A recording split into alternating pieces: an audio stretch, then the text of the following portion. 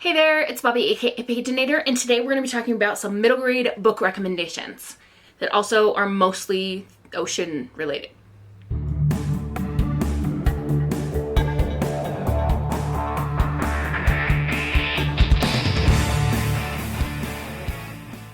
Alright, so I have 8 books. 2 of them are continuations of series, so I'm not going to spend a lot of time on them. But I want to mention them because they are phenomenal. So we're going to start with Festergrim by Thomas Taylor. This is the 4th book in the Erie on Sea series. Middle grade series, of course all of these are middle grades. Mystery. The first couple especially involve sea creatures, but this is a town by the sea. In this one we see a villain coming into the town, and Herbie, our main character, and his best friend, they know that this guy is up to no good, but nobody else seems to believe them, so they're out to prove once and for all that he is a bad guy. And the second one that's a continuation of a series is Skandar and the Phantom Rider. This is the sequel to Skandar and the Unicorn Thief, a wonderful middle grade fantasy series. This is about a society where unicorns are real, and they have these annual games that are involved around unicorn riders and all these things, and you can test to be able to go and claim your own unicorn and become a unicorn rider. Not everyone can, and our main character in the first book enters that world. In the second book, I can't really tell you a whole lot without giving you major spoilers for book 1, so I will say that we have a lot of old faces, some new faces, and wild things happen. And that's about as much as I can say. The rest of these are going to be either standalones or just beginning of series. So we're going to start with Julia and the Shark by Kieran Milgrove Hargrave. This is a book that is highly illustrated, and it's really beautifully done. So let me see if I can flip open to, for example, here's a page here. This is about a young girl called Julia who, she and her parents are traveling to this island off the coast of Scotland, in those northern islands, in hopes of seeing a Greenland shark. Now these sharks are not seen very much at all because they spend most of their time in deeper waters. They're very slow travelers and all this. But her mom, who is a scientist, really wants to see one of these Greenland sharks, and it seems like almost to the point where she's desperate to do so. There are some issues that come up with the mom. I will say, trigger warning for mental illness in this book. We're also going to see Julia making friends in this new town, and there's going to be some struggles involved with that, and bullying and different things happening there. But it was a quick little read. I'm glad I read it. I don't think it's my favorite book on this list in this video, but it was a good one, and yeah, I would give it to my kids. I would just say, hey, there's gonna be some heavy issues in this book, and if they feel like they're up to reading it, then they would enjoy it, I think. Next one is Song for a Whale by Lynn Kelly. This is about a young girl who is deaf. Her name is Iris, and she's 12 years old. She was born deaf. Her grandparents are deaf. Her parents are hearing, and they sent her to just a regular school with other hearing kids, and she has an interpreter that goes with her all day. Some parts of her school experience are good. Like her interpreter, she has a couple of people who really want to be her friend and stuff, but there are a couple of people who are absolute garbage. One of her teachers, actually, she went up to the interpreter and grabbed his hands and put them down, like trying to stop him from interpreting for Iris. And okay, as a teacher, I can tell you that is breaking the law. If you have a student with a special need, you cannot deny them that, or you are in violation of the law.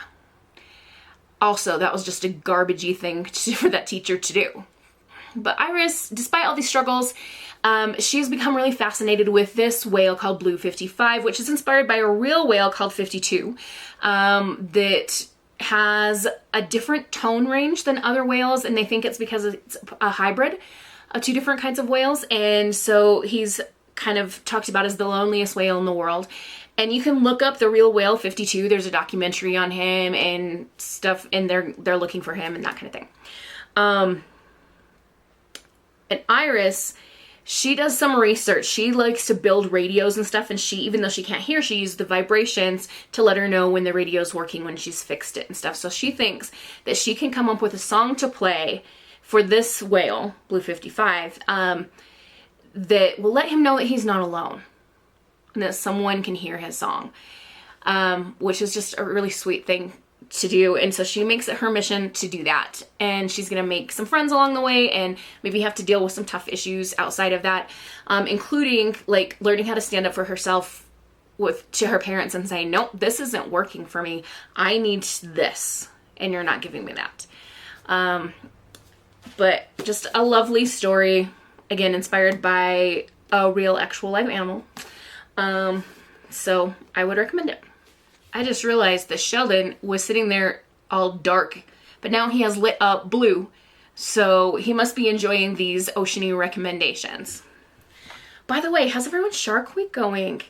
I'm filming this on Tuesday afternoon, and I haven't seen the new shows that have come out on Tuesday, but I've been watching the new shows that came out on Monday and Sunday, and some of the old shows as well, and there have been some really interesting ones. There are a couple that I was like, okay, this isn't super exciting, but for example, there was a show on Sunday night about Belly of the Beast. Did you guys see that one? It was amazing. I could not believe that those scientists put themselves in that position. Like, okay, if you don't know what I'm talking about, they made this whale decoy, and in the bottom there's a place for a person to go in their scuba gear with cameras and stuff, and they're kind of like did chum and synthetic blood and stuff to attract sharks in. So their goal was to watch a shark feeding frenzy from the underside.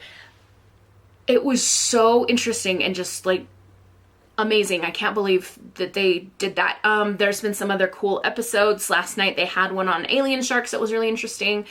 Anyway, let's get back to the books. This is A Whale of the Wild, and this is by Roseanne Perry.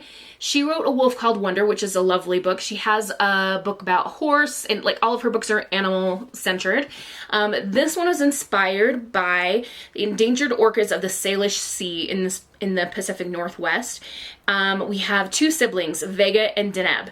They're brother and sister orcas, and they get separated from the rest of their family due to an earthquake and tsunami.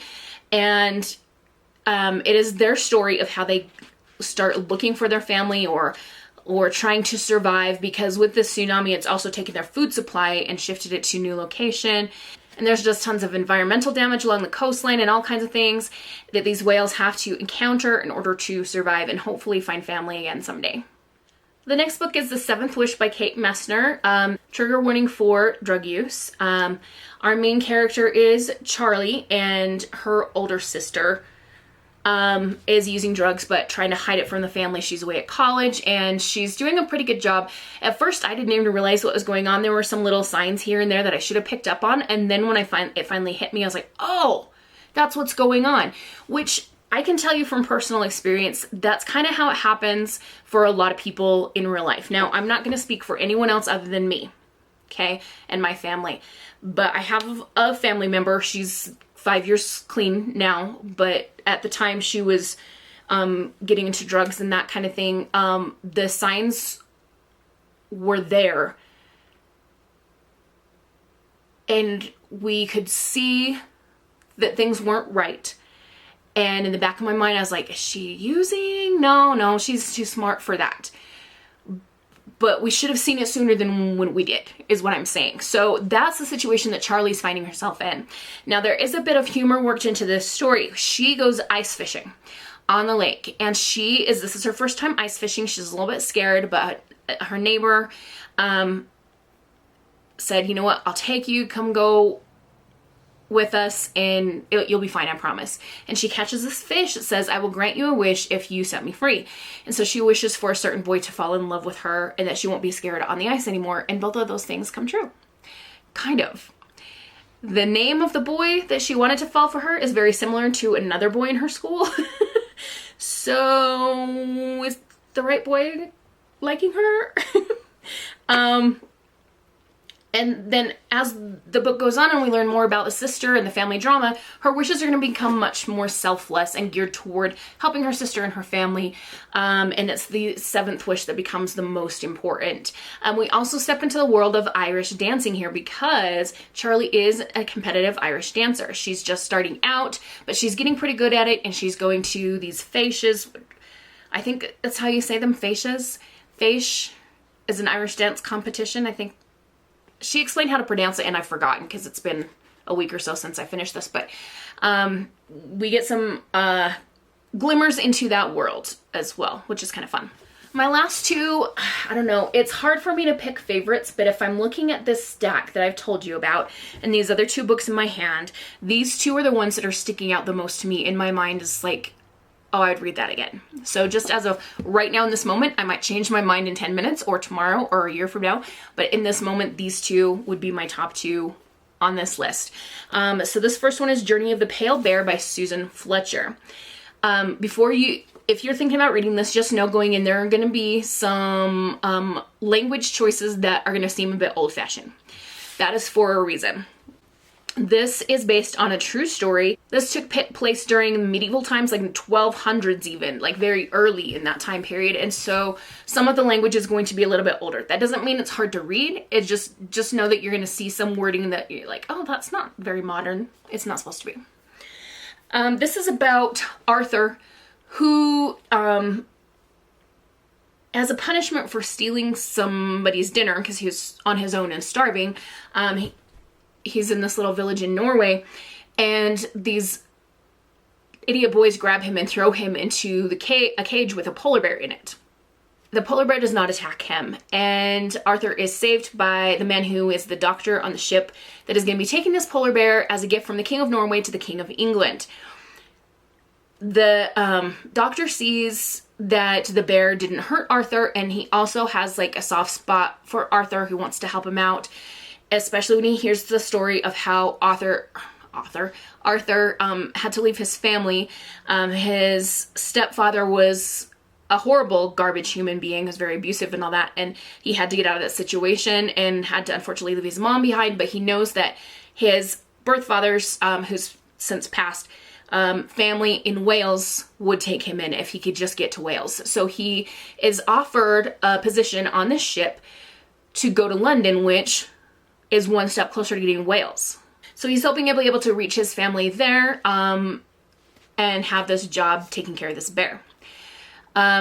Meanwhile, people, like, word has gotten out that there is some kind of special present being taken to the King of England from Norway on this ship. And so the ship is attacked by pirates. We see some pretty horrible battle scenes and stuff. It doesn't get too terribly bloody gruesome, but the bear gets out of the cage during the battle scenes, and you can imagine what she might do if she's hungry. We also see how Arthur is able to help take care of the bear once they reach London, and she's struggling to accustom herself to her new home in the Tower of London. And like I said, this was based off of a true story. There was an actual polar bear that lived in the Tower of London.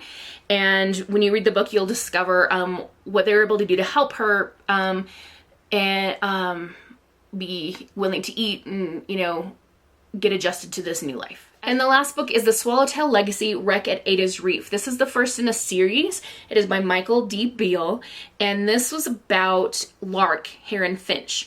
Both of her parents were ornithologists. Or maybe just her mom was and her dad was a different kind of animal scientist. I can't remember for sure. But long time ago, dad passed away and mom remarried. Mom has now passed away. So she and her sister and her stepfather and her stepfather's sons are going to Swallowtail Island together. They're going to stay in this house that belonged to her mom's family for the summer, and Lark is hired as a research assistant to help her mom's former best friend, who is a writer. She wants to research about the island's oldest resident, Dinah Purdy, and in conjunction, there was a horrible wreck years and years ago that Dinah was a witness to. So they're investigating this wreck, and that brings some interesting secrets to the surface of the island, and there are some people who will really want to protect those secrets, regardless of the cost to other people. This is a mystery. It is by the sea. It was heartfelt, even though Lark lives with a stepdad now. You can see how hard he's trying to be a good parent. And you can imagine how hard it would be for him to be like, okay, these girls now have lost both of their biological parents and I've got to somehow now take over this position when I'm not really their father. It was a really beautiful family dynamic to watch. So there you go. Swallowtail Legacy, Wreck-It, Ada's Reef. And that is all the books I have for you today. That's going to be the end of our video, and we'll see you soon in the next video. In the meantime, have a wonderful, magical, bookish day. Happy reading. Adios.